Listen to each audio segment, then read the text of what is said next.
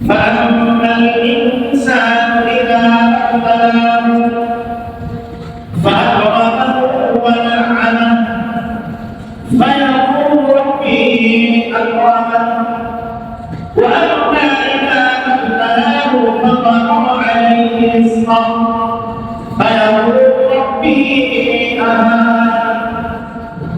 এই পুলিশের কথা এই আয়াতটা বলছে فأما الإنسان إذا ما ابتلاه فأكرمه ونعمه فيقول ربي أكرمن। আল্লাহ তাআলা যখন কিছু মানুষকে পরীক্ষা শুরু করে পরীক্ষা নেওয়ার জন্য তাদের করে সচ্ছলতা দান করে কিছু টাকা পয়সা পাবে বাড়ি গাড়ি দান করে তখন সে করে তখন সে বলে আত্মবাদানি রব্বি আমার প্রভু আমাকে সম্মানিত করেছে। টাকা পয়সা কি বললে আল্লাহ আমাকে সম্মান দিয়েছে। আমরা থেকে টাকা পয়সা কম দিয়েছি বাড়ি গাড়ি টাকা কম দেবে। وأما إذا ما ابتلاه فقدر عليه رزقه فيقول ربي أهانن। যারা গরিব অসহায় তারা মনে করে আল্লাহ আমাকে ইজ্জত দিয়েছে, আল্লাহ আমাকে কষ্ট এই দুই শ্রেণীর কারণে টাকা অর্জন করে আল্লাহ আমাকে সম্মান দিয়েছে, আর গরিব মনে করে আল্লাহ আমাকে কষ্ট আল্লাহ বলে আল্লাহ এই যে দুই শ্রেণীর আদি বলছো যে টাকা আমাকে সম্মানী যে গরিব অবস্থ তোমাদের উভয়ের কথাই ভিত্তি, তোমাদের উভয়ের কথাই ঠিক না। টাকা থাকলে সম্মান বেশি হবে, টাকা না থাকলে অবস্থ হবে, এটা তার সম্মান নেই। টাকা থাকা না থাকা এটা সম্মান মর্যাদা মাত্রা ঠিক নয়। তাও আমি আমার প্রিয়দের দিকে যেমন সম্পদ দেই, আমার যে শূন্য তাকে আমি কিনা করি সম্পদ দান করি। আমার যে প্রিয়দের দিকে তাকে আমি অভাবে কষ্ট দেই, যে আমার দুশ্মন তাকে আমি অভাবে কষ্ট দেই, তাহলে বোঝা গেল সম্মান মাল টাকা পয়সা বেশি হওয়া সম্মানের মাত্রা কি নয়, আর টাকা পয়সা কম হওয়া সম্মানের মাত্রা কি নয়। আল্লাহ বলে আল্লাহ কি বলেন কথা বলে যে ব্যক্তিরা খুদাদারি করছে সেটা আল্লাহ কখন শুরু ইতিহাসে পাওয়া যায় ফেরাউনের জিন্দেগিতে কোনো কসুর পায় না, মাথা ব্যথাও পর্যন্ত হয় না। তাহলে এর মধ্যে সম্পদ দিয়েছিল পৃথিবীর কষ্টটাকের উপর সম্পদ দেয় নাই, তাহলে বলেন ব্যক্তি না আমাদের ব্যক্তি না। পৃথিবীতে সবচেয়ে বেশি খুদাই কষ্ট করেছেন আমাদের নবী সাইয়্যিদুল আম্বিয়া খাতামুন নবিয়্যিন মুহাম্মদুর রাসূলুল্লাহ সাল্লাল্লাহু আলাইহি ওয়াসাল্লাম। তাহলে উনি কষ্ট করেছেন, উনার সম্মান কম না বেশি? বেশি। বলেন কম না বেশি? বেশি। তাহলে পূজা করে সম্পদ বেশি হওয়ার সম্মানের ব্যাপার নয়, আমার সম্মান কম হওয়া এটাও অসম্মানের ভাবটা কি নয়। সম্মান করার মাত্রা কি নয় আল্লাহ তাআলা ইন্না আকরামাকুম ইনদাল্লাহি আতকাকুম। তোমাদের মানে কারা আমার কাছে বেশি সম্মানী মর্যাদাশীল, যারা মুত্তাকি বেশি। সুবহানাল্লাহ। আল্লাহ কি বলেন সম্মান মর্যাদা আমার কাছে তোমাদের ওই ব্যক্তি বেশি যে যত বেশি মুত্তাকি। এখন কোন ধনী ব্যক্তি যদি সে মুত্তাকি হয় সে আল্লাহ তাআলাকে সুবহানাল্লাহ সম্পদ আছে টাকা পয়সা আছে, এই সম্পদ সে ভালো রাস্তায় খরচ করে সে আল্লাহ তাআলাকে বলে। আরেকজন করে অসহায় টাকা পয়সা নাই কিন্তু সে আল্লাহর হুকুম পালন করে গরিব গরিবের জন্য সে মুক্তি পাবে, আল্লাহ তাআলা সেও আমার কাছে প্রিয় বান্দা। সুবহানাল্লাহ। যে ধনী যে মুত্তাকি সেও আল্লাহর প্রিয় বান্দা, আরেকজন অসহায় গরিব মুত্তাকি সেও আল্লাহ তাআলার প্রিয় বান্দা। আরেকজন অনেক গরিব মানুষ কিন্তু আল্লাহর হুকুম সে পালন করে না, রাসূলের তরিকা সে চলে না, সে খুদাকে মানে ওই ব্যক্তি আল্লাহ তাআলার কাছে প্রিয়। সম্পদ হতে পারে, টাকা পয়সা হতে পারে, কিন্তু আল্লাহ হুকুম করে না। রাসূলের তরিকা মানে আল্লাহ তাআলার কাছে সম্পদশালী হতে পারে কিন্তু সে আমার কাছে প্রিয় ব্যক্তি নয়। যেমন ফেরাউন আমার কাছে প্রিয় ব্যক্তি নয়, হারুন আমার কাছে প্রিয় ব্যক্তি নয়, আহাব আমার কাছে প্রিয় ব্যক্তি নয়, আবু লাহাব আমার কাছে প্রিয় ব্যক্তি নয়। সম্পদ এসে আমার পাচ্ছি না সম্মান করার আপনার নয় সম্মান করার আপনাকে কি আল্লাহ সম্মান করার আপনাকে কি আল্লাহ আমাদের সমাজে এমপি মন্ত্রীরা জেলখানায় আপনারা লাগা অবস্থায় বসতেছে কিনা করতেছে কিনা আপনারা লাগা অবস্থায় জেলখানায় মৃত্যু হচ্ছে সম্মান করতে কি টাকায় নিয়ে আসতো ওই মন্ত্রী টাকা পাচ্ছে না আপনারা লাগা অবস্থায় জেলখানায় তার মৃত্যু কিভাবে হবে টাকা পয়সা সম্মান করলে আপনার কি হইতো তার কিন্তু জেলখানায় কথা বলে ঠিক কিনা করতেছে কি বলতেছে না আমাদের দেশে আছে নাই আমাদের দেশে এমপি বলতে জেলখানায় হাত ধরার অবস্থায় বলতেছে এই কথাই বলতে পারে টাকা পয়সা বন্ধ করে সম্মান মর্যাদা বা কাটিয়ে কথা বলছে কিনা সম্মান মর্যাদা বা কাটিয়ে হচ্ছে তাকওয়া দুনিয়া যার কাছে তাকওয়া আছে সে মিসকিন হোক সে গরীব হোক দিন আনে দুই সমস্যা এই ব্যক্তি আমার সুবহানাল্লাহ যে প্রিয় বান্দা আমার কি কাজ করতে হবে আমরা তো হবে টাকা পয়সা সম্মানের মাপকাঠি নয় যে ধনী সেও পরীক্ষা নামে আছে যে গরিব সেও পরীক্ষা নামে আছে উভয়ের তার পরীক্ষা আছে একজনকে সম্পদ দেওয়া পরীক্ষা দিচ্ছে আরেকজনকে অভাবে কষ্ট ফেলে পরীক্ষা দিচ্ছে একজন ছাত্র ওয়ানে পড়ে না আরেকজন ছাত্র টেনে পড়ে বলে উভয়ের কষ্ট কি সমান হবে একজন ছোট বাচ্চা তার খুশি অনেক করে তার প্রশ্ন আরেকজন সাথে টেনে করে তার প্রশ্ন সমান হবে সমান হবে নিশ্চিত করে না একজন কি আমার সম্পর্কে পরীক্ষা নেন সে পরীক্ষার মাঝে আছে একজন গরিব থাকে গরিব অবস্থায় পরীক্ষা নেন সে পরীক্ষার মাঝে আছে দুইজনের কষ্ট ভিন্ন দুইজনের কষ্ট কি আমরা দুই কি পরীক্ষা নিচ্ছি যারা এই পরীক্ষায় পাস করবে ওই ব্যক্তি আমার কাছে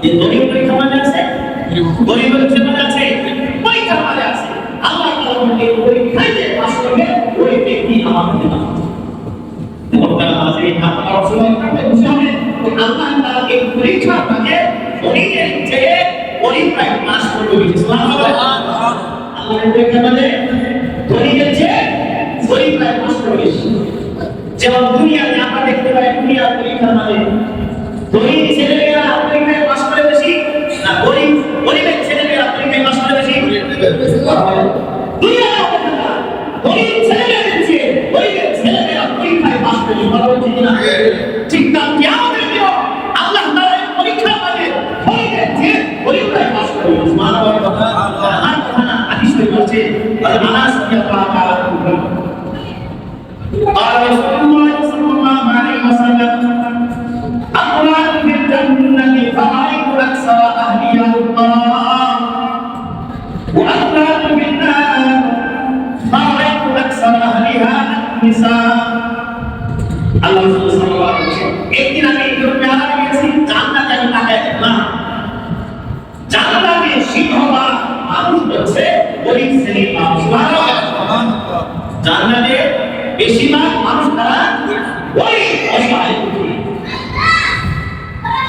অন্যদিকে জাহান্নামের তাকে যে না জাহান্নামের অধিবাসী হচ্ছে নারী শ্রেণীর বেশি তারা বেশি নারী শ্রেণীর বেশি জাহান্নামে আর জাহান্নামে হলো গরিব শ্রেণীর সংখ্যা বেশি কোনটা মাঝে আমার প্রশ্ন হতে পারে পরীক্ষায় পাস করে ওই ব্যক্তি করবে যে জান্নাতে যাবে না জাহান্নামে যাবে কথা বলে পরীক্ষায় থেকে জান্নাতে গেছে না জান্নাতে গেছে জান্নাতে কথা বলে জান্নাতে গেছে না জাহান্নামে গেছে জান্নাতে গরিবরা জান্নাতে বেশি যাবে তাই কে পাস করবে গরিবরা না গরিবরা গরিবরা জান্নাতে আগে যাবে এখন বেশি যাবে সুবহানাল্লাহ এটা আজকে জুমার নামাজি সর্বপ্রথম মসজিদে আসছে বাড়িওয়ালা না ভাড়াটেরা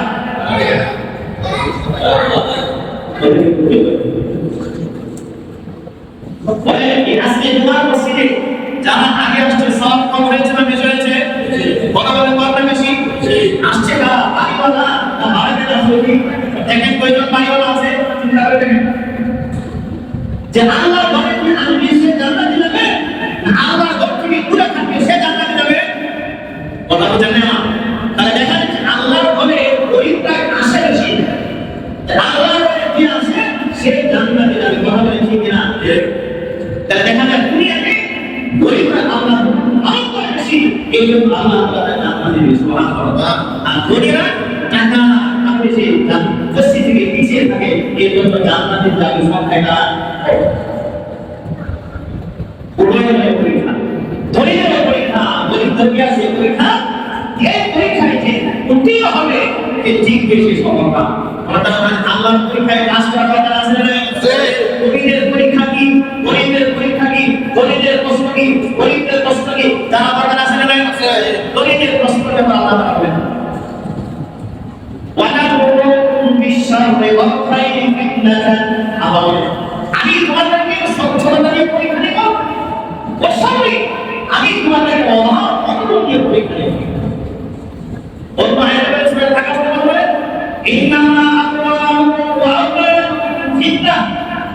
তোমাদের ধন-সম্পদ, তোমাদের টাকা পয়সা এগুলো সব পরীক্ষা। এগুলো কি পরীক্ষা? পরীক্ষা। যে ধনী ব্যক্তি সে এই কথা না মনে করে এটা তার জন্য আমার নিয়ামত না, এটা তার জন্য কি পরীক্ষা। আমরা নিয়ে বলছি ইন্নামা আমওয়ালুকুম ওয়া আওলাদুকুম, তোমাদের সম্পদ, তোমাদের টাকা পয়সা এগুলো পরীক্ষা। আমি পরীক্ষা নেব। মুফাসসিরিন ইকরাম এই আয়াতে ব্যাখ্যা করেছেন কি হলো, তুমি যে টাকা পয়সা সম্পদ কামাইলে আল্লাহ তাআলা দেখবে এই সম্পদ হালাল উপার্জনে কামানো হয়েছে না হারাম উপার্জনে কামানো হয়েছে। এক নম্বর পরীক্ষা জমিনে টাকা হালাল উপার্জন হয়েছে না হারাম উপার্জন দেখবে। যে টাকা হালাল উপার্জন হয় তাহলে ভালো, পরীক্ষায় পাস। আর অনেক টাকা পয়সা মালিক পরীক্ষা কম হিসেবে বর্তমানে বলে ওই ধনী ব্যক্তি যে টাকা পয়সা হালাল উপার্জন করছে, হালাল পন্থায় করেছে, সে পরীক্ষায় পাস না ফেল? পাস। হালাল উপার্জন হলে পাস, আর হারাম উপার্জন হয় মানে পরীক্ষায় সে ফেল। দুই নম্বর প্রশ্ন, তুমি একজন টাকা পয়সার মালিক, তুমি টাকা পয়সা যাকাত দাও কিনা, সাদকা আদায় করো কিনা দেখবে। তো যে ধনী ব্যক্তি এই যাকাত আদায় করবে, সাদকা আদায় করবে, ওই ব্যক্তি পরীক্ষায় পাস। তিন নম্বর প্রশ্ন হলো দেখবে এই সম্পদ তোমাকে অহংকারী বানায় কিনা, তোমাকে গৌরব পবিত্র করবে কিনা, এটা আল্লাহ দেখবে। যে সম্পদ পাওয়ার পরে তুমি অহংকারী হয়ে গেলে কিনা, যে অহংকারী হয়ে যাও তাহলে তুমি পরীক্ষায় ফেল।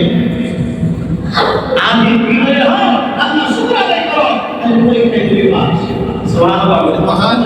চার নম্বর প্রশ্ন, আল্লাহ তাআলা দেখবে বান্দা এই টাকা পয়সা তো আমি দিয়েছি, আমি আল্লাহ তোমাকে টাকা পয়সা দিয়েছি, এই টাকা পয়সা দিয়ে তুমি আমার নিয়ামত আদায় করছো কিনা, কৃতজ্ঞতা করছো কিনা, আর নাসিব দিয়ে করছো আমি দেখতে পাচ্ছি। এক নম্বর হলো হালাল উপার্জন না হারাম উপার্জন। দুই নম্বর হচ্ছে সম্পদে যাকাত সাদকা আদায় করছি না। তিন নম্বর হচ্ছে তুমি সম্পদে অহংকারী হয়ে গেলে কিনা। চার নম্বর হচ্ছে সম্পদ পাওয়া গেলে বিনয়ী কৃতজ্ঞশীল হয়ে গেলে আমার মহতারাম আছে। তো যে ধনী ব্যক্তি তার সম্পদ হালাল পন্থায় উপার্জন করবে, যথাস্থানে খরচ করবে, আল্লাহর কৃতজ্ঞতা আদায় করবে, ওই ধনী ব্যক্তিকেও আল্লাহ তাআলা জান্নাত নসিব করবেন। আমিন। আর যে ধনী ব্যক্তি হারাম পথে উপার্জন করবে এবং যথাস্থানে ব্যয় করবে না, ওই ধনী ব্যক্তির জন্য আল্লাহ তাআলা জাহান্নাম প্রস্তুত করে রেখেছেন। নাউযুবিল্লাহ। এই জন্য যে সমস্ত ভাইরা ধনী আছেন, আল্লাহ পাক টাকা পয়সা আপনাকে দিয়েছেন, আমি আপনাকে বলতে চাই আপনার কাছে আবেদন, আপনি চিন্তা করে দেখেন আপনি যে টাকা পয়সার মালিক হালাল উপার্জনে না হারাম উপার্জনে, চিন্তা করে যে হালাল উপার্জন হয় তাহলে আপনি সম্পদটা আপনার সরকার ভাবে আপনি আরো বেশি টাকা পয়সা উপার্জন করলে কোনো আপত্তি নাই। কিন্তু হালাল উপার্জন হয় তাহলে আমি আপনাকে বিরত থাকি আর সামনে বাইরে না, এই সম্পদ আপনাকে বিরত নেই। দুই নম্বর, আপনি চিন্তা আদায় করে কিনা, সাদকা আদায় করে কিনা, যাকাত আদায় করে থাকে, তাহলে আলহামদুলিল্লাহ। আর যাকাত আদায় না করে থাকে, এরকম থেকে জ্ঞান করে যাকাত দেবে। আপনি চিন্তা করে দেখেন এই সম্পদের কারণে আপনার অহংকারে চলে আসছে কিনা, যদি তাকাব্বুর চলে আসছে কিনা। আপনি যখন গরিব ছিলেন তখন এক অবস্থা ছিল, এবং ধনী হওয়ার কারণে মেজাজের মধ্যে পরিবর্তন চলে আসছে, অহংকারী ভাব লাগে।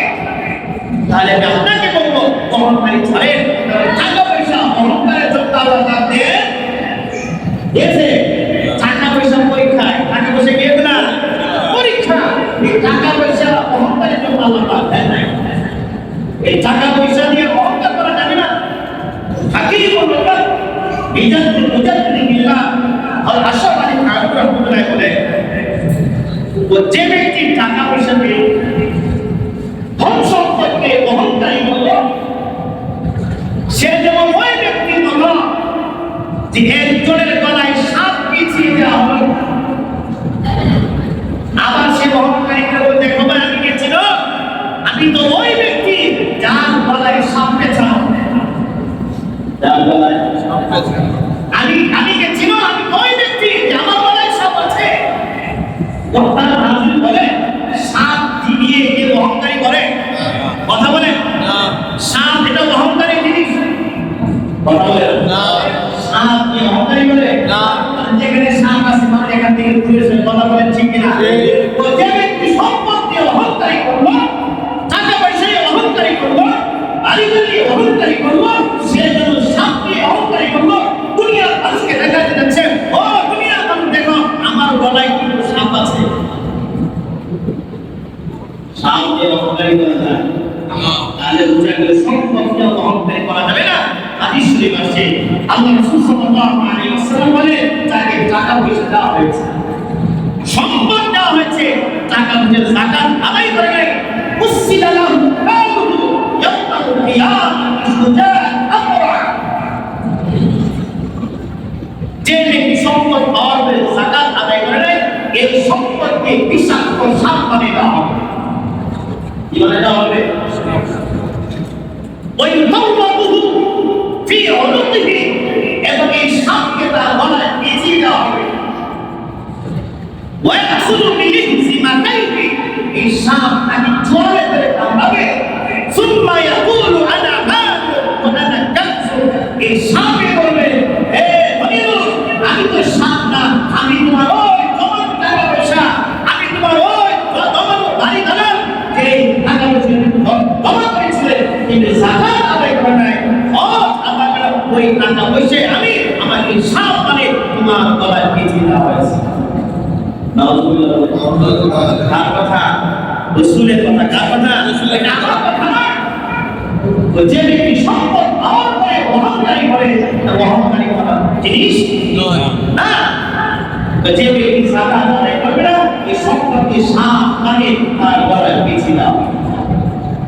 এই জন্য যাদেরকে টাকা পয়সা দিয়ে, আপনি চিন্তা করে দেখেন এই টাকা দিয়ে হালাল উপার্জন কিনা, আপনি যাকাত আদায় করেন কিনা, আপনি বিনয়ী আছেন কিনা, আপনি কৃতজ্ঞতা আদায় করছেন কিনা, থাকে আপনি ধন্য, আপনি সম্মানের দিন আল্লাহ তাআলা আপনাকে কাল কিয়ামতের দিন জান্নাতে উঁচু মাকাম নসিব করবেন। সুবহানাল্লাহ। কিন্তু যদি এর বিপরীত হয়, হারাম পন্থায় উপার্জন হয়, যাকাত আদায় না করে, অহংকারী করেন, কৃতজ্ঞতা না করেন, আপনার জন্য জাহান্নাম অপেক্ষা করছে। এবং তারা হাদিস সম্পদ এটা পরীক্ষা, সম্পদ এটা পরীক্ষা, এইভাবে গণিতের পরীক্ষা। সম্পদকে আল্লাহ পরীক্ষা করবেন, এই গুণ দেখবেন, যেগুলি কিন্তু আমাদের থাকে তাতে ভালো, আর না থাকলে তাকে এক কঠিন শাস্তির ব্যবস্থা। গরিবদের কি পরীক্ষা? গরিবদের পরীক্ষা আছে। আল্লাহ তাআলা গরিবদের সম্পদ কম দিয়েছেন, টাকা পয়সা কম দিয়েছেন, ধন্যবাদ যে আমার বান্দা অভাব অনটনের মাঝে, এই দুঃখ কষ্টের মাঝে সবর করে কিনা এটা দেখতে চান। এই পেরেশানির মাঝে ধৈর্য ধারণ করে কিনা, এই অভাব অনটন ঈমানের উপর বরকত থাকে কিনা, আল্লাহ পাক এটা দেখবেন। সুবহানাল্লাহ। কষ্টের ভিতরে সবর করে কিনা, ধৈর্য ধারণ করে কিনা, ঈমানের উপর অটল থাকে কিনা, ওই ব্যক্তি ঈমানের উপর থাকে, সবর করে, আল্লাহ পাক বলেন বান্দা তুমি অপেক্ষা করো, কিন্তু মরণ করতে দেরি হবে, তোমার জান্নাতে যেতে দেরি হবে না। সুবহানাল্লাহ। গরিবের পরীক্ষা কি? সবর। গরিবের পরীক্ষা কি? সবর। কষ্টের মাঝে ধৈর্য ধারণ করবে, ঈমানের উপর থাকে। আর রাসূলুল্লাহ সাল্লাল্লাহু আলাইহি ওয়াসাল্লাম as-sabru sabahu al-jannah, যে ব্যক্তি বিপদ আমলে ধৈর্য ধারণ করবে আল্লাহ পাক তাকে জান্নাত নসিব করবে। সুবহানাল্লাহ। যে গরিবও পরীক্ষার মাঝে আছে, ধনীও কিসের মাঝে আছে? পরীক্ষার মাঝে আছে। হযরত আবু হুরায়রা রাদিয়াল্লাহু তাআলা বলেন قال رسول الله صلى الله عليه وسلم من رضي بالله باليسير من الرزق رضي الله منه باليسير من العمل। রাসূল কারীম সাল্লাল্লাহু আলাইহি ওয়াসাল্লাম বলেন যে ব্যক্তি অল্প রিজিকে অল্প টাকা পয়সা আল্লাহর উপর সন্তুষ্ট থাকবে, আল্লাহর উপর রাজি খুশি থাকবে, আল্লাহ তাআলা তার উপর অল্প আমলে খুশি হয়ে যাবে। সুবহানাল্লাহ। গরিবরা অল্প রিজিক আল্লাহর উপর রাজি খুশি থাকো, আল্লাহ বলতেছে বান্দা তুমি এক আমল কম করলে আমি তোমার উপর রাজি খুশি থাকবো। সুবহানাল্লাহ। গরিবদের টাকা পয়সার উপর আমল কম, অল্প আমল করলেও আল্লাহ পাক হয়ে যাবে রাজি খুশি হয়ে যাবে। অতএব আমরা যারা গরিব আছি আমাদের পরীক্ষা আছে, আমাদের কি আছে? পরীক্ষা। আমাদের কি পরীক্ষা? বিপদে কি করতে হবে? সবর করতে হবে। কি করতে হবে? সবর করতে হবে। মানুষের জীবনটা সুখ বেশি হবে, মানুষের জীবনটা সবসময় সুখী থাকবে এমন মানুষ পৃথিবীতে পাবেন না, আর সবসময় দুঃখ সুখ নাই এমন পাবেন না। সুখ দুঃখ মিশ্রিত হবে দুনিয়া। যখন আমি সুখে থাকবো আমি শুকরিয়া আদায় করবো, আর যখন বেঁচে থাকবো আমি সবর করবো, ধৈর্য ধারণ করবো, তাই আল্লাহ তাআলা আমাদের রাজি খুশি হবেন। সুবহানাল্লাহ। আমাদের রাসূল কারীম সাল্লাল্লাহু আলাইহি ওয়াসাল্লামের উভয় শ্রেণীর মানুষের জন্য আদর্শ রয়েছে। যে ধনী ওই ব্যক্তির জন্য আদর্শ আমাদের রাসূলের মাঝে রয়েছে, যে অসহায় গরিব ওই ব্যক্তির জন্য আদর্শ আমাদের রাসূলের মাঝে রয়েছে। ধনী আদর্শ কার কাছ থেকে নেবে? আমাদের রাসূলের কাছ থেকে। যে গরিব অসহায় আদর্শ কার কাছ থেকে নেবে? রাসূলের কাছ থেকে। কথা আছে, আমরা তো সবাই কম বেশি জানি রাসূলের জিন্দেগি কিভাবে অতিবাহিত হয়েছে, কিভাবে কষ্টে অতিবাহিত হয়েছে। মাসের পর মাস রাসূলের ঘরের চুলায় আগুন জ্বলবে না। এই সাইয়্যিদুল আম্বিয়া খাতামুন নবী, যাকে সৃষ্টি না করলে আসমান জমিন সৃষ্টি হতো না, যাকে সৃষ্টি না করলে জান্নাত জাহান্নাম সৃষ্টি হতো না, যাকে সৃষ্টি না করলে আসমান জমিন সৃষ্টি হতো না, যাকে সৃষ্টি না করলে আমি আপনাদের সৃষ্টি হতো না, ওই ব্যক্তিকে দুনিয়াতে আসার পরে উনি কিভাবে জীবন যাপন করছেন দেখেন। সারা রাত সৃষ্টি হয়েছে, ওনার পরে মাসের পর মাস চুলায় আগুন ধরে না। শরীফ আছে আল্লাহ সাল্লাল্লাহু আলাইহি ওয়াসাল্লাম আম্মা আয়েশা সিদ্দিকা রাদিয়াল্লাহু তাআলা আসছেন। আয়েশা জিজ্ঞেস করতেন, আয়েশা বলে কি খাবারে কোনো কিছু আছে? আম্মা আয়েশা কিছু থাকলে বলতেন ইয়া রাসূলুল্লাহ কিছু আছে। রাসূল বলতেন দেও তাহলে খাও।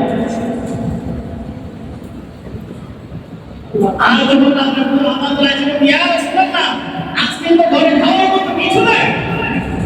আল্লাহ রাসূল বলেন তাহলে আমি রোজা রাখলাম। সুবহানাল্লাহ। ঘরে কিছু আছে না? নাই। এই ছিল সাহাবীদের একটা অবস্থা ছিল, কিভাবে তারা জীবন যাপন করছে। একটা খেজুর খেয়ে তারা তিনটা খাইছে, একটা যে খেজুর আমরা খেয়েছি এবং আমরা খাই, এই খেজুরই বলে একটা খেজুর দিতে হবে। আমরা এখানে অনেকগুলো খেজুর খাই না, 4-5টা খেজুর খেয়ে ফেলি, তারপরে কিছু হয় পেট করে খান খেতে হয়, অনেক নাস্তা খেতে হয়, করতে হয় কি গরিব থাকে আলাদা এত কিছু করে আমরা সহ্য করতে পারে না। পারি না সাহাবেরা একটা খেজুর খেয়ে কি মন কাটে, একটা রুটি টুকরা রুটি আছে তরকারি নাই, এই খালি রুটি খেয়ে চিন্তা খাইছে। তাহলে দেখেন আমাদের অবস্থা কত বেলা খায় বিশাল সারা ফজরে করে ঘুম থেকে উঠে একবার খাওয়া শুরু হয়ে যায়, আটটা সাতটা বাজে আরেকবার খাওয়া হয়, আবার যখন 10টা বাজে আবার খায়, দুপুরে আবার খায়, বিকালে খায়, রাত্রেও খায়, এর ফাঁকে ফাঁকে চা বিস্কুট অবনীত আছে, কথা হচ্ছে কিনা? কিন্তু খাওয়ার পরেও আমাদের জবান থেকে আলহামদুলিল্লাহ বের হয় না। কিন্তু নিয়ামত পাওয়ার পরে আল্লাহর পুত্র কিভাবে সাজদা করে না, আমার চেয়ে আপনার চেয়ে আমার নাফরমানি এও খারাপ আর কি আছে? এক সাহাবী, আনসারী এক সাহাবী, তার স্বামী স্ত্রী দুইজনে একটা কাপড় ছিল। ইতিহাসে আছে স্বামী স্ত্রী দুইজনে একটা কাপড় ছিল। ওই আনসারী সাহাবী যখন মসজিদে আসতো, ওই কাপড় পরিধান করে মসজিদে আসতো, আবার চলে যাওয়ার পরে কাপড় স্ত্রীকে দিত, স্ত্রী করে নামাজ আদায় করত। একদিনের ঘটনা আপনাদের সাহাবীদের বলে আমার সাহাবারা, ওই সাহাবীরা দেখি প্রতিদিন নামাজের একদম শেষ সময় আসে, আয়েশা যখন জামাতটা ধরে আবার জামাত শেষ হয়ে যাওয়ার পরে পরে ঘরে চলে যায়, ব্যাপারটা কি আপনি তাকে বসায় রাসূল সাল্লাল্লাহু আলাইহি ওয়াসাল্লাম নামাজ পড়ার পরে সাহাবীরা ওই সাহাবীদের রাসূলকে বসে রাসূল যেহেতু বসতে বলছে আপনি যেতে পারেন না, এই যে ওই সাহাবী নামাজ পড়ার বসছেন, সুন্নাত আদায় করার পরে আল্লাহ সাল্লাল্লাহু আলাইহি ওয়াসাল্লাম ওই সাহাবীকে জিজ্ঞাসা করে, কি ব্যাপার তুমি আশেপাশে সবার শেষে আবার সবার আগে মসজিদ থেকে বের হয়ে যাও, কারণটা কি? ওই সাহাবী বলতে চায় কিন্তু রাসূল যেহেতু বলছে দিতে হয়, যে ওই সাহাবী ইয়া রাসূলুল্লাহ আপনি যেহেতু বলছেন আমার বলতে হচ্ছে, না হলে আমি বলতে চাচ্ছিলাম না। ইয়া রাসূলুল্লাহ আমার এবং আমার স্ত্রী দুইজনে মিলে একটা নামাজ পড়া, আমার স্ত্রী দুইজনে একটা, ইয়া রাসূলুল্লাহ আমি যখন মসজিদে আসি আমার বিবি ঘরে মানে উঠিয়ে থাকে খালি গায়ে, আসলে খালি জামা নাই, এই শরীরে ঢাকা পরে ওটা এসে বসে থাকে, ঘর থেকে বের হয় না। ইয়া রাসূলুল্লাহ আমি মসজিদে আসি দেরি করে, আমার বিবি তো নামাজ পড়তে পারবে না, এই জন্য মসজিদে নামাজ পড়ার পরে আমি ঘরে চলে যাই, আমি ঘরে আমার চাদর বিবিকে দেওয়ার পরে বিবি কাপড় পরিধান করেছে নামাজ পড়ে। এই ঘটনা শুনে আল্লাহ আমার সাহাবাদের প্রশ্ন করে আল্লাহ রাসূল এই ঘটনা কেন দিলেন? সাহাবীদের কোন সাহাবা তোমরা যা যা করো আমি সহযোগিতা করো। আল্লাহর সাহাবীদের অবস্থা ছিল আল্লাহ যা তাই করতে, আল্লাহ এই কথা বলার পর সাহাবীদের মধ্যে থেকে সমর্থন থাকে, সমর্থন এই ওই দিকটা হয়ে গেল মসজিদের সাহাবী দেরি হয়ে গেল, সময় মতো যেতে পারে না। ওই দিকে বিবি অপেক্ষা করতেছে স্বামী আসবে তো তারপরে নামাজ পড়বো, স্বামী আজকে দেরি কেন করতেছে, স্ত্রী অপেক্ষা করতেছে, যেহেতু অনেক দিন হয়ে গেল যাওয়ার পর খুলে দিচ্ছে, নামাজ আদায় করছে। বিবি জিজ্ঞাসা করে ও স্বামী বলো আজকে তুমি এত দেরি করলে কেন, কি কাজটা আপনি দেরি করলে? সাহাবী বললেন স্ত্রী আজকে ঘটনা হয়ে গেছে, কি ঘটনা? আজকে তো আমাকে রাসূল মসজিদে রেখে বসেছিলেন, আমাকে জিজ্ঞাসা করছেন তোমাদের কি হালত? স্ত্রী বললেন তুমি কি আমাদের অভাবের কথা রাসূল জানেন না? সাহাবী বললেন রাসূল জিজ্ঞাসা করছেন না, বললেন তো বাড়ি নাই তো রাসূলের সাথে বলতে পারবো আমাদের কোন অবস্থা। এই কথা শোনা হয়েছে স্ত্রী সাহাবীরা সাথে চিৎকারে জায়গা বানিয়ে মারাই গেছে, দুঃখ যে আমাদের অভাব সুন্দর দিল। এই ছিল সাহাবীদের তাদের যে আল্লাহ কত সচ্ছলতা রাখছে, এমন মানুষ পাওয়া যাবে যে না খেয়ে বছর পাওয়া যাবে, প্রত্যেকের ঘরে 3 বেলা খানা পাকা হয়, কথা বলে ঠিক কিনা? যে ভিক্ষা করে খায় ওই অনেক সুখে আছে। এত সামর্থ্যে থাকার পরেও আমরা কি আল্লাহ ভালো করি বলে আল্লাহ নারাজ হবে কি হবে না? যে আল্লাহ আপনাকে সচ্ছলতা দিয়েছেন, আপনাকে সচ্ছলতা দিয়েছেন, ওই আল্লাহ পালন করার দরকার আছে। ইতিহাস কিতাবে আছে ইমরান বিন হুসাইন রাদিয়াল্লাহু তাআলা রাসূলের মাহবুব সাহাবী ছিলেন। ইমরান বিন হুসাইন রাসূলের দরবারে গেছেন। রাসূলের দরবারে যাওয়ার পর রাসূল সাল্লাল্লাহু আলাইহি ওয়াসাল্লাম বলছেন, ইমরান আমি তোমার প্রতি ইজ্জত করি, সম্মান করি, তবে আজকে তোমার সাথে আমি সময় দিতে পারছি না, কারণ আমার আদরের টুকরা কলিজার টুকরা ফাতেমা অসুস্থ, তাকে দেখার জন্য যাব। ইমরান বিন হুসাইন ভালো কথা, আমি আপনার সাথে রাসূল বলে চলে যায়। ইমরান বিন হুসাইন বলে রাসূল আগে চলে, আমি পিছনে চললাম। ফাতেমা ঘরে গিয়ে রাসূল ঘরে দরজা নক করছেন, সালাম দিয়েছেন। সালাম দিয়ে জিজ্ঞাসা করলেন, মা আগে ঘরে আসেন নাই? ফাতেমা রাদিয়াল্লাহু তাআলা জবাব দিলেন, আবু জান ঘরে আসেন। আসেন। আল্লাহ আবার জিজ্ঞাসা করলেন, আমার সাথে একটু সঙ্গী আছে, সাথী আছে, আমি কি তাকে নিয়ে ঘরে আসবো? ফাতেমা রাদিয়াল্লাহু তাআলা বললেন, আবু জান আপনার সাথে কে নেই? আল্লাহ রাসূল বললেন, ইমরান।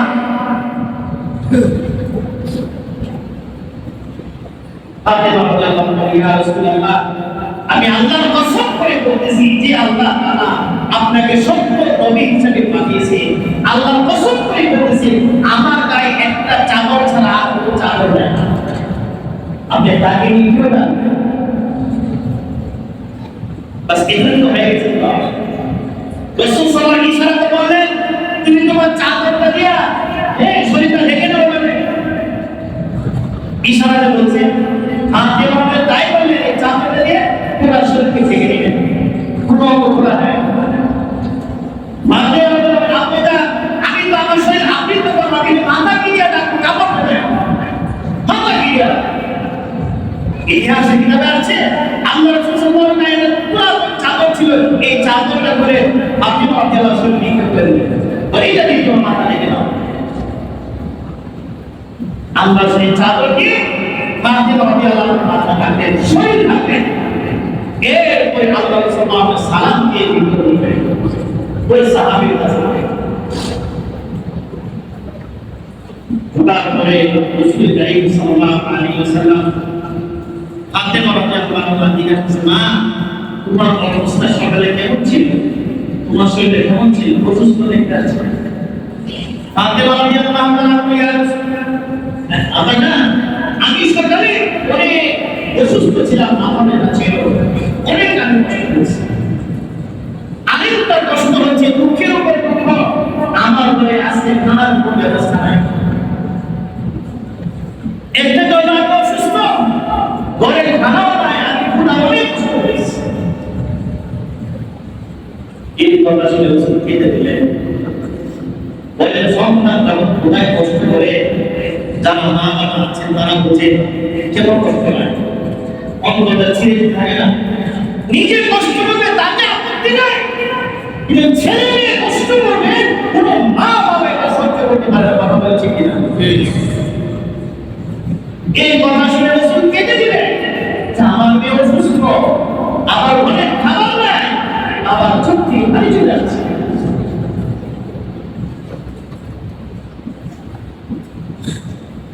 রাসূল কারীম সাল্লাল্লাহু আলাইহি ওয়াসাল্লাম, মা তুমি তাকে অস্থির হয়ো না, মা আমি আল্লাহর কসম করে বলতেছি আমি আজকে 3 দিন যাবত কোনো কিছু খেতে পারি না। কয়দিন? 3 দিন যাবত আমি কোনো কিছু খেতে পারি না। এই হলো দুজাহানের বাদশার অবস্থা, যিনি জান্নাতের সন্তান, জান্নাতের নবীর সন্তান, এই হলো তার অবস্থা।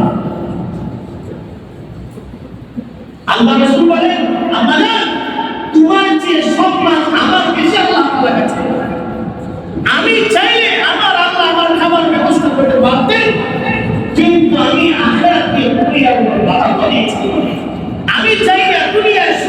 করে আখিরাতে কষ্ট করে দুনিয়ার সামান্য কষ্ট করে কিন্তু আখিরাত যদি আমার কল্যাণ করা হয় এই জন্য আখিরাতকে দুনিয়ার উপর বাধা দিয়েছে। এরপর আল্লাহ রাসূল সাল্লাল্লাহু আলাইহি ওয়াসাল্লাম মা ফাতিমা আলীর হাত থেকে বলেন, মা আমি তোমাকে একটা সুসংবাদ দিয়ে যাই, তুমি জান্নাতে উপরে তুমি সর্দার হবে। সুবহানাল্লাহ। জান্নাতের উপরে কি হবে? সর্দার হবে। সর্দার আলী চিন্তা করছে এই জান্নাতের সর্দার কি হবে? তিনি নবীদের সর্দার সাইয়্যিদুল আম্বিয়া আলী দুনিয়াতে কি অবস্থা হয়? তাহলে আমি আর কোথায় আছি? যে জান্নাতের সর্দার দাঁড়িয়ে কোথায় কষ্ট করে না পেয়ে থাকে, তাহলে খোদাই কষ্ট করা না পেয়ে থাকা এটা অসম্মানের মাপকাঠি না, এটা অসম্মানের যে ব্যক্তি বিপদ আপদে অভাবে করবে আল্লাহ এর মধ্যে জান্নাত মাঝে আমরা অনেকেই গরিবের চেয়ে গরিবের সংখ্যায় বসে আমাদের কাজ হচ্ছে ধৈর্য ধারণ করা, আল্লাহ শুকরিয়া আদায় করা।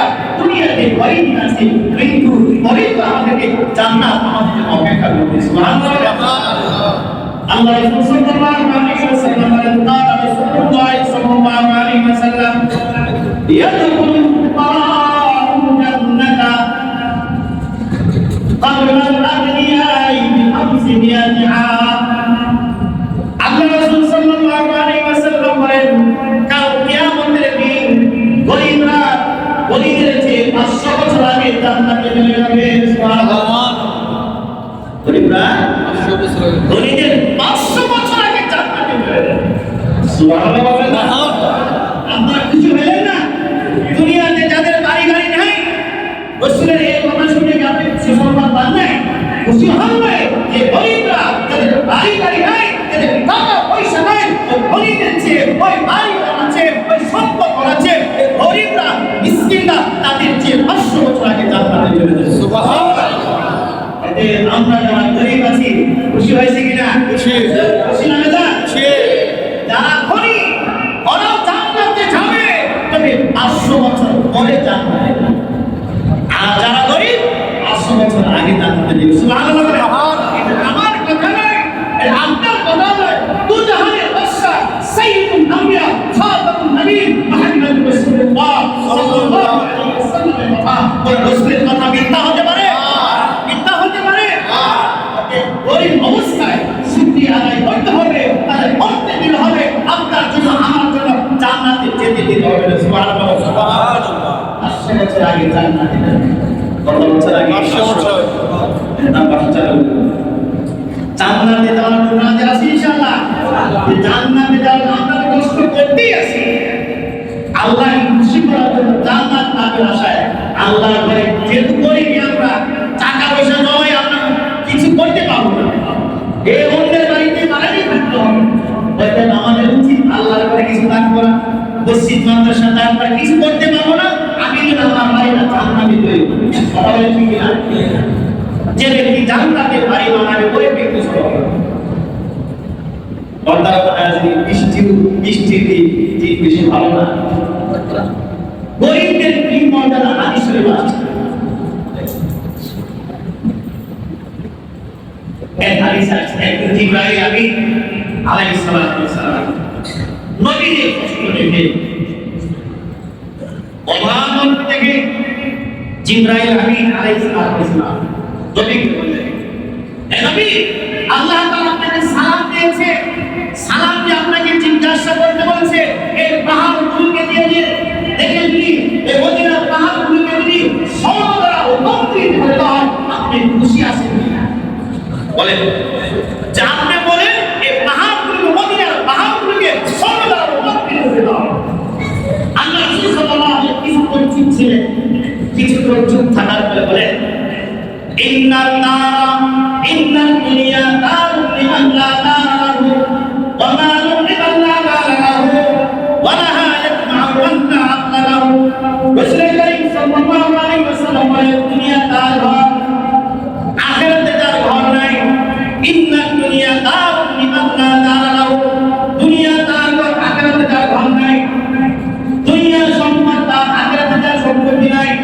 ওয়ালা হায়াতুনা মাল্লা আখলাহু দুনিয়ার টাকা পয়সা ওই ব্যক্তি উপার্জন করে যার জ্ঞান বুদ্ধি নাই, যার জ্ঞান বুদ্ধি নাই করে দুনিয়ার আর ঘর আখিরাতে যার ঘর নাই।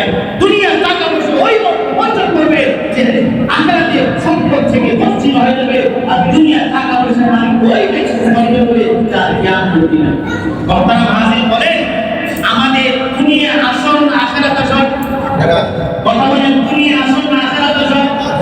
সবাই একদম দুনিয়া আসল না আখিরাত আসল? আমার বলেন দুনিয়া আসল না আখিরাত? এখন আপনাকে প্রশ্ন করি যে আখিরাত আমার আসল হয়ে থাকে, আপনি আখিরাতের জন্য আমি আখিরাতের জন্য কি পরিমাণ কষ্ট করতেছি আর দুনিয়া অবস্থায় তার জন্য কি পরিমাণ মেহনত করতেছি, আমি আপনাকে প্রশ্ন করি যে আমি এখানে থাকতে হবে এর জন্য এত চিন্তা কিসের? এর জন্য তো মাথা কামার কিসের? আখিরাত আমার আসল, এর জন্য চিন্তা করা। কথা বলেন ঠিক কিনা? যে আমি জানি, আমি বিশ্বাস করলাম আখিরাত আমার আসল, আখিরাতের জন্য মেহনত নাই, দুনিয়া আমার নকল, দুনিয়ার জন্য একটু মেহনত, তাহলে ওই ব্যক্তি বেকুব না? কথা বলে ওই ব্যক্তি বেকুব না? এই জন্যই রাসূল বলেছেন আল্লাহ আল্লাহ ওয়ালাহা ইয়াসমাউ, যে ব্যক্তি বেকুব, যে ব্যক্তি জ্ঞানী, ওই ব্যক্তি দুনিয়ার টাকা পয়সা উপার্জন করে।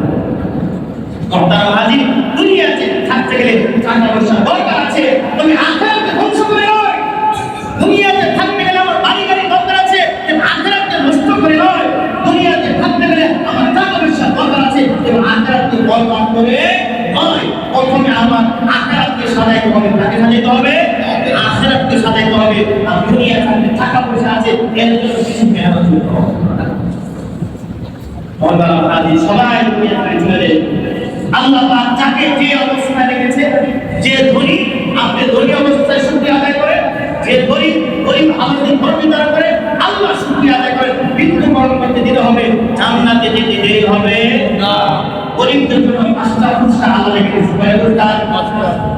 5টা পুরস্কার রেখেছে গরিবরা যারা হবে। 1 নম্বর পুরস্কার আমি সংক্ষেপে বলে দিচ্ছি, যারা ধনী আছে অনেকে নামাজ পড়ে, অনেকে রোজা রাখে, অনেকে যাকাত দেয়। তো ধনীরা ইবাদত করে যেই পরিমাণ সওয়াব পাবে, গরিবরা গেছে ডাবল সওয়াব পাবে। সুবহানাল্লাহ। গরিবরা গেছে ডাবল সওয়াব পাবে। অনেক গরিব মানুষ অনেক কিছু খেতে মন চায়, বাজারে গেলে গরিব কিছু খেতে মন চায়, বড় মাছটা কিনতে মন চায়, ভালো জিনিস কিনতে মনে চায়, কিন্তু পকেটে টাকা না থাকার কারণে কিনতে পারে না। কথা বলছি কিনা? মনে চাই কি চাই না? মনে চাই কি চাই না আস্তা কিনে একটা করি? কথা বলেন মনে চাই কিনা একটা ভালো একটা গাড়ি কিনি? যা, কিন্তু টাকার জন্য কিনতে পারে, এই যে কষ্ট, এই কষ্টের কারণে আল্লাহ তাআলা আমাদের আমলে সওয়াব রেখে দিয়েছেন। সুবহানাল্লাহ। 3 নম্বর হচ্ছে গরিবরা গরিবের 500 বছর আগে জান্নাতে যাবে। সুবহানাল্লাহ। সুবহানাল্লাহ বলেন। সুবহানাল্লাহ। 3 নম্বর পুরস্কার। 4 নম্বর পুরস্কার হচ্ছে যারা গরিব হবে কাল কিয়ামতের দিন আল্লাহ তাআলা তাদের হিসাব সহজ করে দেবেন। সুবহানাল্লাহ। আল্লাহ বলেন বান্দা যত টাকাই দেবে হিসাব আমার দিছে। তো টাকা পয়সা না, যাকাত দেওয়ার মাসলা নাই, টাকা পয়সা না, খরচ করার কোনো মাসলা নাই। যারা গরিব এদের যাকাত আছে না, যারা গরিব এদের জন্য ইবাদত কর, এদের জন্য ইবাদত প্রতিদিন 5 ওয়াক্ত নামাজ পড়বে। কি করবে? 5 ওয়াক্ত নামাজ পড়বে আর বছরে 1 মাস শুধু রোজা রাখবে। কয় মাস? 1 মাস। 2টা কাজ করবে, 5 ওয়াক্ত নামাজ পড়বে, রমজান মাসে বছরে 1 মাস রোজা রাখবে। এই 2টা কাজ করে করবে, আল্লাহ পাক আমাকে তোমাকে জান্নাত দেন। সুবহানাল্লাহ। এটা কাজ, 2টা কাজ। গরিবদের কয়টা কাজ? 2টা কাজ। 1 নম্বর কাজ নামাজ পড়া। কথা বলেন 1 নম্বর কাজ নামাজ পড়া। 1 নম্বর কাজ নামাজ পড়া। আরেকটা রোজা রাখা। বছরে 1 বার। কয়বার? বছরে 1 বার। বছরে 1 বার। এই কত বছর রোজা রাখছি, আবার সামনে আসতে রোজা রাখবো, ওই সময় যদি আমি রোজা নাও রাখতে পারি আর 5 ওয়াক্ত নামাজ পড়ে যায়, এর বিনিময়ে জান্নাত দিয়ে দেব। সুবহানাল্লাহ। 5 নম্বর হচ্ছে যারা গরিব হবে জান্নাতে আফসোস তাদের করবে। কি হবে? আফসোস করবে। তারা আফসোস করবে না। যারা গরিব হবে তারা আফসোস করবে, আল্লাহকে বলবে আল্লাহ যদি আমাকে সম্পদ না দিয়া গরিব বানাই না, তাহলে আজকে আমি 500 বছর আগে জান্নাতে চলে যেতাম। সুবহানাল্লাহ। এর জন্য গরিবদের তুলনায় গরিবদের কয়টা পুরস্কার? 5টা পুরস্কার। নবীদের মাঝে সর্বশেষ যে নবী জান্নাতে যাবে ওই নবী হচ্ছে হযরত সুলাইমান আলাইহিস সালাম। কে? সুলাইমান আলাইহিস সালাম। নবী ছিলেন, নবী জান্নাতে যাবে সকল নবীদের পরে সম্পদে আর সাহাবীদের মাঝে সবচেয়ে যেই সাহাবী সবার উপরে জান্নাতে যাবে, সমস্ত সাহাবী জান্নাতি না জাহান্নামী? জান্নাতি। কথা বলেন জান্নাতি। সব সাহাবা জান্নাতি। পৃথিবীতে যত দাও কত বলি আউলি আছে সবার আগে সাহাবীদের জান্নাতে যাবে। কথা বলেন ঠিক কিনা? একজন সাহাবা আছে সকল সাহাবীর পরে জান্নাতে যাবে, ওই সাহাবীর নাম আছে আব্দুর রহমান বিন আউফ রাদিয়াল্লাহু আনহু। সুবহানাল্লাহ। কেন? সম্পদ দিয়েছে। আল্লাহ বলছে বান্দা জান্নাতে সম্পদের হিসাব দাও, তারপরে তুমি জান্নাতে। অতএব যাদের সম্পদ নাই তাদের হিসাব কম, তাদের জন্য জান্নাতের রাস্তা আসান হয়ে গেছে। অতএব আমাদের যারা সম্পদ নাই খুশি হলে যান, খুশি হলে যান। হাদিস শরীফ আছে আল্লাহ যাকে মহব্বত করে, আল্লাহ যাকে ভালোবাসে তাকে সম্পদ করবে। তাকে সম্পদ কেন করবে? কেন? এটাও বিচার আসছে। তো রুগীকে যেমন সব খাবার দেওয়া হয় না, রুগীকে সব কিছু খেতে দেওয়া হয় না, যে পেটে রুগী আছে তাকে কি সব খাবার দেওয়া হবে? ডিম খেতে দেওয়া হবে? তা হবে না, তার আরো কিছু অবস্থা নেই। তো রুগীকে যেমন সব খাবার দেওয়া হয় না, রুগীর জন্য বিপদ হবে। আল্লাহ তাআলা বলেন আমার প্রিয় বান্দাদেরকে আমি সম্পদ দেই না। কেন? আমার প্রিয় বান্দাকে সম্পদ দিলে বিপদগামী হয়ে যেতে পারে। আমার বান্দা যেন বিপদগামী না হয় এই জন্য আমি তাকে সম্পদ কম দিয়েছি, মৃত্যুর পরে আমি বান্দাকে সর্বপ্রথম জান্নাত দান করব। সুবহানাল্লাহ। আজ এই সত্যি কথা বললাম। আল্লাহ আমাদের গরিবদেরকে পরীক্ষা ভালো করেছেন, গরিবদেরকে পরীক্ষা ভালো করেছেন। ওই অবস্থায় আল্লাহ নিয়ামত শুকর আদায় করতে হবে। যে ব্যক্তি শুকর আদায় করবে আল্লাহ তাআলা তাকে জান্নাত অবশ্যই নসিব করবেন। এমন একটা প্রশ্ন আছে নবীরা বলবে হুজুর সম্পদ পেয়ে কি আমি বিপদে? না, আপনি বিপদ না, ভালো সম্পদে কি আদায় করতে হবে? শুকরিয়া আদায় করতে হবে, যাকাত আদায় করেন, হজ করেন, হজ আদায় করেন, আর ফকির মিসকিনকে দান করেন। এই সম্পদ আপনাকে জান্নাতে নিয়ে যাবে, কোনো সমস্যা নাই। ওয়া আখিরু দাওয়ানা আলহামদুলিল্লাহি রাব্বিল আলামিন।